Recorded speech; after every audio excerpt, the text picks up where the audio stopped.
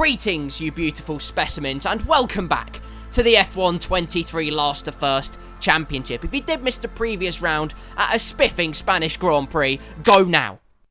Okay, now that you've caught up with it, here we are at Montreal for the Canadian Grand Prix. Let's see what happened in qualifying right now.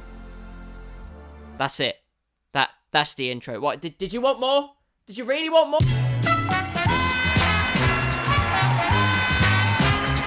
Hello there, you sumptuous specimens, thank you.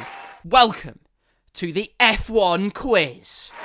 Yes, thank you. Now, the state of play here is simple. There's a scenario, and there will be questions about what will occur. Answer them right, don't screw it up. Question 1. Is Lance Stroll a Formula 1 world champion? Take your time, it might be a tricky one to guess this. Okay, have you got your answer? No, he's not. Well done if you got that correct at home. Now, for question 2. Should Lance Stroll hit the wall of champions? It's a tricky one, this. Well, the answer is no. Indeed, he shouldn't hit the wall of champions because he isn't a world champion. Well, those two were pretty easy. But now comes the real meat of the horse. Does Lance Stroll crash into the wall of champions? Pause the video if you need time to think, don't worry. Well, did you get it? You all put yes, didn't you? You sick freaks. Well, you're wrong. No, he doesn't hit the wall of champions. Oh my. Oh, do you know what? I give up. This is the worst season ever. Right then. Well, that happened.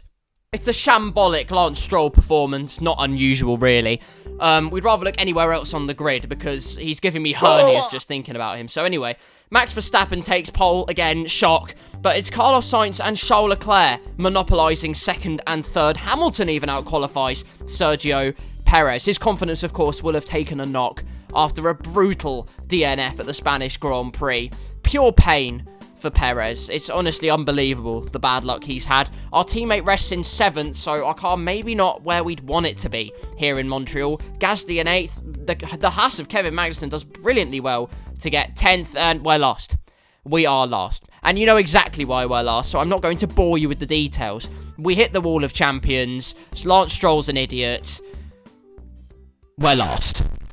Of course, Lance Stroll being a pillock on Saturday means we have it all to do again on race day. 5 red lights at the Canadian Grand Prix. Round number 9 is go time. And it's an interesting start. Is it an interesting start? We're about to find out. Nothing's happened yet, but the tyres do bite in the second phase, just like in Spain, but our avenue is quickly blocked. We have to switch it to the inside against Sargent and De Vries, but now the outside line will open up. We'll run rings round the opposition, and immediately 6 positions gained in 2 corners. Tsunoda being slowed down by Albon to the inside of the AlphaTauri. We now claim P13, and as a result, we've had an incredible start, actually, despite our line being cut off.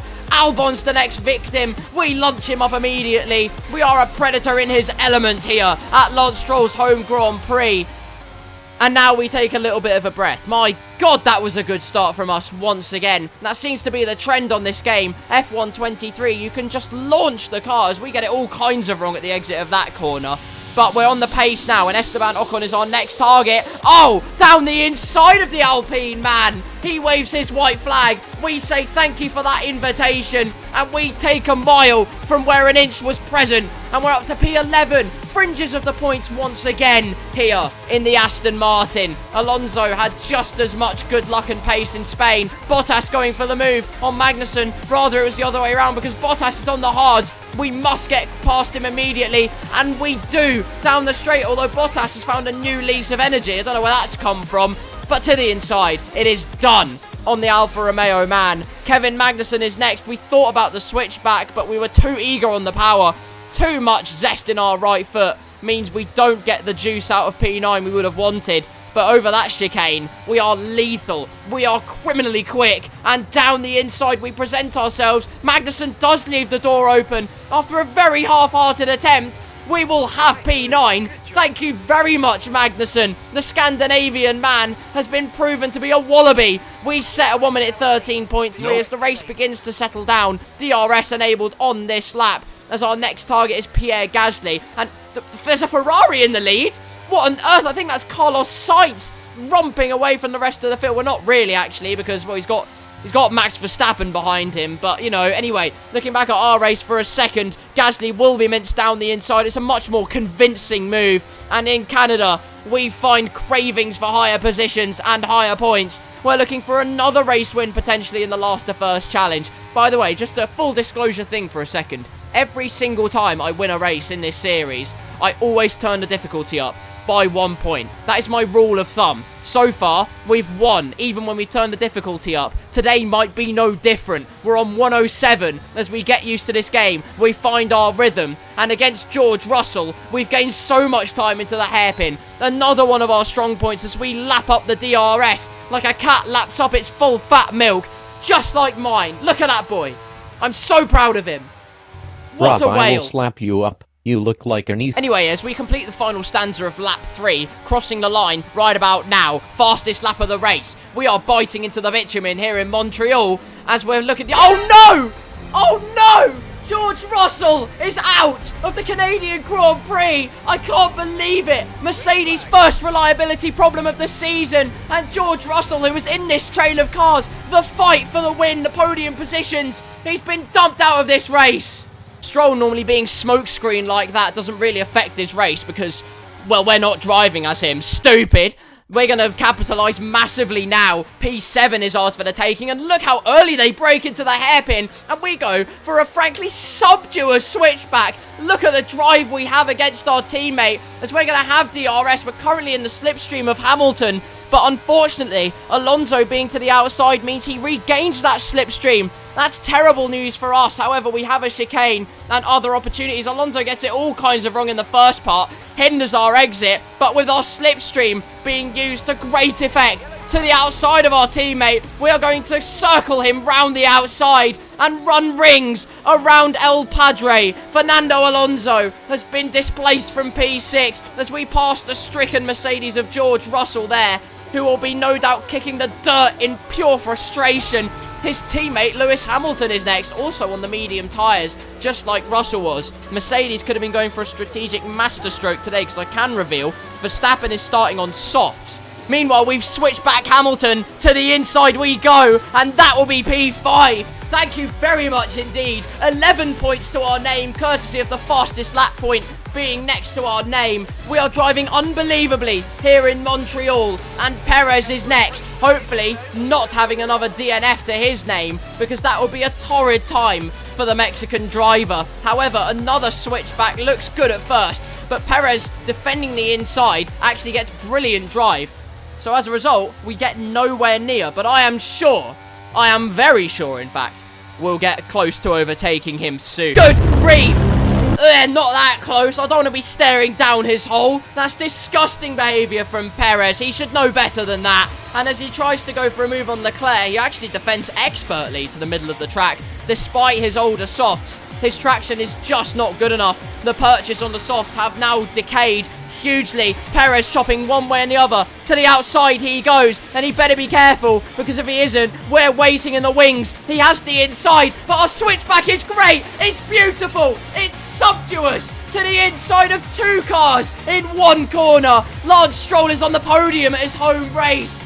Unbelievable stuff. No damage to the car as we clattered the wall at the chicane, but ignore that. The point is, we're P3. This is the first chance at a podium Lance Stroll's had all year. He's been nowhere near the entire year so far. But this time, he might have his best chance yet. And it's at his home race, no less. Unbelievable. Like, you can't write stuff this good, honestly. Anyway, pit window opens at the end of this lap. We will settle on the soft tyres and run riot until the end of this race, hopefully winning. However, we have to beat Carlos Sainz and Max Verstappen in order to do that. Although I say that, at the very end of the lap, we're only 4 tenths behind Sainz. Unbelievable pace we've had this lap, as we have had the whole race, as we're gonna box at the end of this lap regardless. But with DRS open, we've proved we have some insane speed against the Ferrari. Oh, God! Good grief, Carlos Sainz, what are you doing? impeding again. He should be disqualified from the championship for that. Sorry, a little bit too much passion. Anyway, to the pit box. We turn in. It's purple. It's beautiful. It's precious. And now we have to get a good stop. We don't get a better stop than Verstappen, but if anything, our pit crew have absolutely smashed it out of the park. We are right behind the Red Bull driver, and the only cars ahead of us now are cars that haven't pit. A net possibly P2 in this Canadian Grand Prix, and we hopefully have to get out ahead of Piastri, and we do get out ahead. And let me tell you, these tyres were night and day, so much better than the mediums. They bit into the ground immediately, and I smelt so much blood in the water. Max Verstappen is about to be minced down the inside here at the left-hander, and we are through into the provisional lead of the Canadian Grand Prix. So long as Sainz doesn't have the lap of his entire life and career, we will have done it. Already a second ahead of the Red Bull man. Our turn into that corner is absolutely disgustingly awful. But you know what? I don't care. We're ahead of the Red Bull driver, and long may it continue. Softs until the end. This should be a walkover. It should be an absolute cakewalk, which makes me very hungry. You rang. Anyway, Sonoda, less than a second ahead of us. We weren't in his DRS range when the detection zone was there. Our teammate Fernando Alonso is into the pits for whatever tyres he decides to put on. Hopefully not the hard tyres, but through the chicane we go, cutting it nice and fine. Esports line. Over we go, towards the line, and ladies and gentlemen, we are in the lead of the Canadian Grand Prix. Oh my goodness me. You just can't write it, can you? Our teammate won the Spanish Grand Prix last time out, defending from Max Verstappen. On this track, I feel like we have the pace to pull away from the Red Bull man, the championship leader, to pull his ego, his confidence down another peg or two. We set a best first sector of the race, and as we get on towards the end of the lap at the final chicane, the gap is nearly 1.5 seconds to the Red Bull man. It's not even going to be close as we power on towards the line. Across it we go. It's a 1 minute 12.0. I can confirm, pretty much half a second quicker than anyone else. And we're going to do the same again on lap number 12. With 6 laps to go, nearly 5 laps, it's another fastest lap. And that, ladies and gentlemen, is the Canadian Grand Prix. I thank you for watching this beautiful episode. We won easily. Oh, cock on a crumble. We're sliding about, and it's even worse news. Max Verstappen is DRS. He caught up massively, and he's powered past us. A calamity in Canada. We thought we had the race wrapped up, but I'm telling you now, these softs had about 4 good laps in them, and then they died. They completely fell off a cliff, and the mediums were just as fast, if not a tiny bit faster. I don't even know how, but suddenly we find ourselves in a poor position. Max Verstappen now leads the Canadian Grand Prix, and we have it all to do to win our home race. I can't even speak right now. DRS wide open. We're lunching up the slipstream, and we could have a chance here. Round the outside, we outbrake ourselves horrendously bad, and we're going to let Verstappen through. We squeeze him anyway, just to, send a message out there. But that was terrible from us. We got completely outfoxed there. Completely missed the braking point, and as a result, bouncing over the curbs. Lucky to not get floor damage from all of that. Sliding at the exit. It's horrible stuff. But at the end of lap 15, we're back again. We are back for more. And this could be our last chance, because Sainz and Perez are getting pulled along here. The Red Bull has better tyre life, and the Ferrari has chosen hards. But in this case, they've got so much better tyre life than the softs. It might actually be an inspired strategy.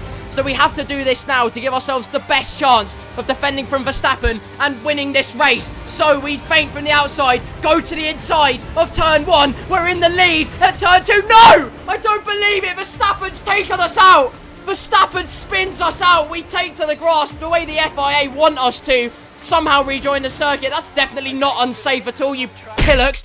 But look at this, we're down to P4. Max Verstappen has no front wing on his car. And suddenly, we find ourselves not fighting for the win, but fighting to even be on the podium. Down the inside of Leclerc we go. There's so much grit on our tyres. This is terrible news. Lance Stroll, we're back in P3, but the car feels so twitchy. The tyres are cooked. But what on earth was Max Verstappen doing? Look at this. To the inside of turn 1, the move is done. The gap's always going to close. But Verstappen, in desperation, kept his nose in. As a result, now it means Carlos Sainz leads the Canadian Grand Prix. Perez in hot pursuit, and Charles Leclerc is now our closest rival for a position in this race, and it's not even for the win.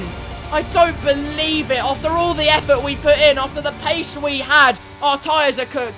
And I would be so surprised if we didn't have floor damage. We defend from Leclerc successfully there. We just outbroke him, which is great news. But look at this. No traction at all. And the car felt really, really weird. Like it was floating about instead of actually being gripped to the track.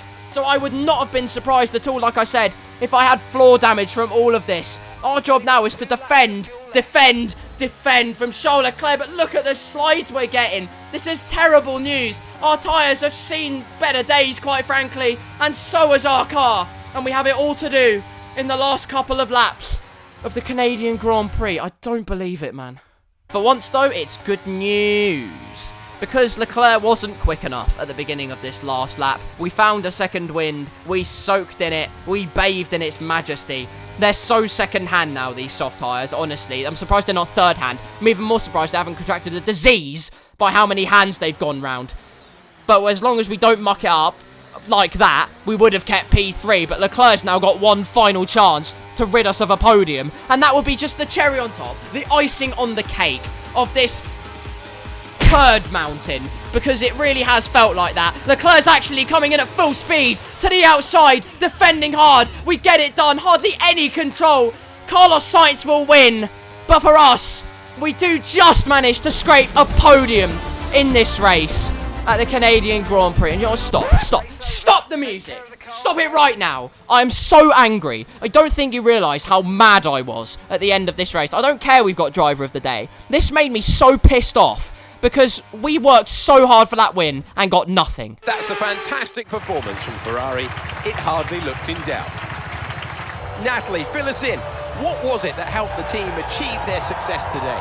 I feel consistency was probably the key today. There's being quick, and then there's being quick lap after lap after lap. If you can do that, you can capitalise on other people's errors without making many of your own. And that's an approach that can push you a long way up the field.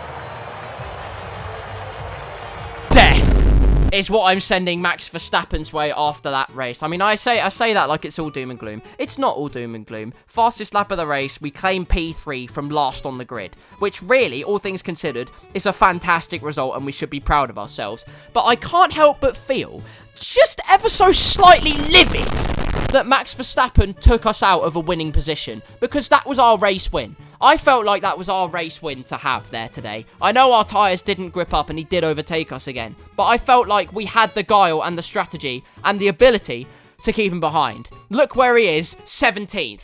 Shut up. You deserve that, you dick. I'm going to try and not think about my race anymore. I mean, look, okay, we got a podium. Let's look over the good things.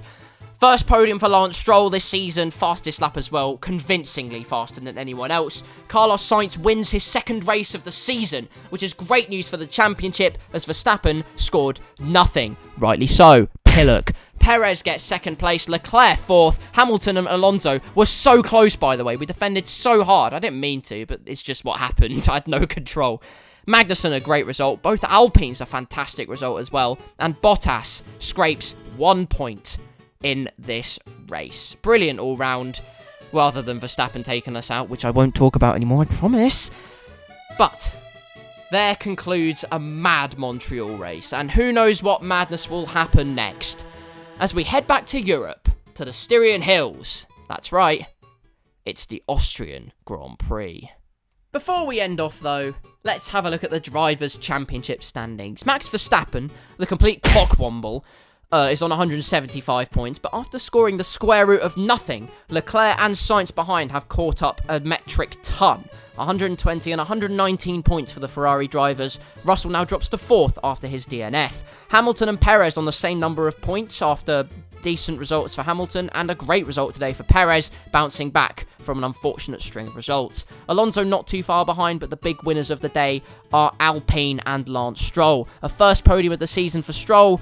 Alpine with the double score, meaning that Gasly moves up to 8th in the standings. Still only 3 drivers yet to score points. In the constructors' standings, Red Bull lead, but the gap is reduced to just 16 points. Ferrari's brilliant double score, a win and a 4th place, mean they have caught up hugely and that means they have it all to do now, Red Bull. If they don't have both cars finishing consistently in the top 10, they risk losing the Constructors' Championship. We are rapidly approaching halfway through this season, and anything can happen. Mercedes aren't too far behind.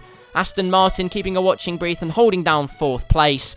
Alpine jump McLaren to claim 5th place. Will there be any surprises in the Styrian Hills? Well, you'll just have to wait and see.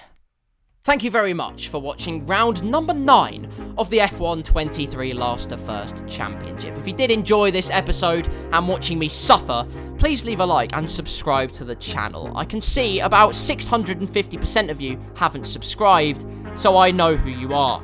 And also hit that notification bell, because then you won't miss a single round of this championship or any other uploads for that matter. Will Austria throw up some awesomeness? Oh, maybe, to be fair.